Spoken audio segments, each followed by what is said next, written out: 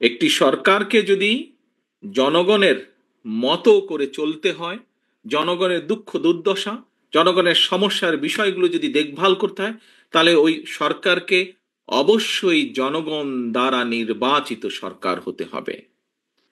আবারও আমি একটি কথা বলি, যে কোনো কোনো ব্যক্তি বলেন যে নির্বাচন হলেই কি সব সমস্যার সমাধান হয়ে যাবে?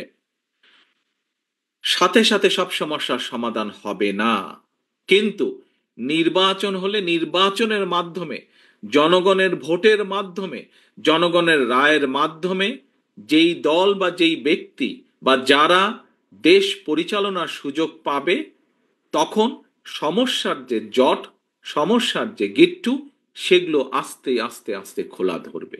আজকে আমরা একটি জিনিস খেয়াল করছি, যে সংস্কার সংস্কার সংস্কার সংস্কারের প্রস্তাব বিএনপি দেশের কাছে, দেশের মানুষের কাছে সবচাইতে আগে উপস্থাপন করেছে।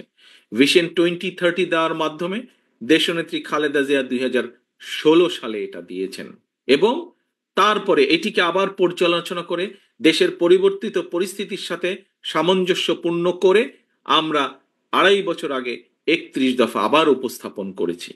প্রিয় উপস্থিতিবৃন্দ, এই যে যারা সংস্কার বলছেন, তাদের কাছে আমরা বলতে চাই যে হ্যাঁ, সংস্কারের পক্ষে সবচাইতে আগে বিএনপি দাঁড়িয়ে আছে সংস্কার করার জন্য। কাজে আসুন, সংস্কারের প্রস্তাবগুলোকে যদি বাস্তবায়ন করতে হয়, সংস্কারের প্রস্তাবগুলো যদি বাস্তবায়ন করতে হয়, তাহলেও সবচাইতে আগে নির্বাচনই প্রয়োজন। নির্বাচনের মাধ্যমেই যাদেরকে জনগণ দায়িত্ব দেবে, সংস্কারের কাজ তারাই শুরু করতে পারবে, তাদেরকেই শুরু করতেই হবে। কাজেই যত যাই কথা বলি না কেন, আমরা যদি সংস্কার বাস্তবায়ন যত দেরি করব, যেই কথাটি আমি মাত্র আপনাদেরকে বলেছি, সংস্কার বাস্তবায়নের কাজও যদি শুরু করতে হয়, সেটি নির্বাচনের প্রক্রিয়ার মাধ্যমে, নির্বাচিত মানুষের মাধ্যমেই সেই বাস্তবায়নের কাজ শুরু করতে হবে। নির্বাচিত প্রতিনিধিদের মাধ্যমেই সংস্কার বাস্তবায়নের কাজ শুরু করতে হবে।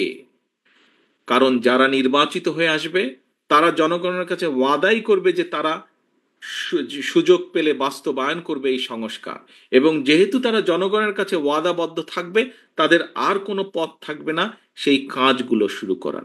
কিন্তু যদি সংস্কার সংস্কার করে আমরা এই আলোচনা দীর্ঘ থেকে দীর্ঘায়িত করতে থাকি, দীর্ঘতর করতে থাকি, তাহলে কিন্তু স্বৈরাচার, যেই স্বৈরাচারকে বাংলাদেশের মানুষ, সকল মানুষ, দল মত নির্বিশেষে, শ্রেণী পেশা নির্বিশেষে সকল মানুষ একত্রিত হয়ে এই দেশ থেকে বিতাড়িত করে দিয়েছে, যদি নির্বাচন প্রক্রিয়া দেরি হয়, যদি সংস্কার সংস্কার আলাপ আলোচনা দীর্ঘায়িত হয়, তাহলে সেই স্বৈরাচার সুযোগ পেয়ে যাবে আবার দেশের মানুষের কাঁধে চেপে বসার।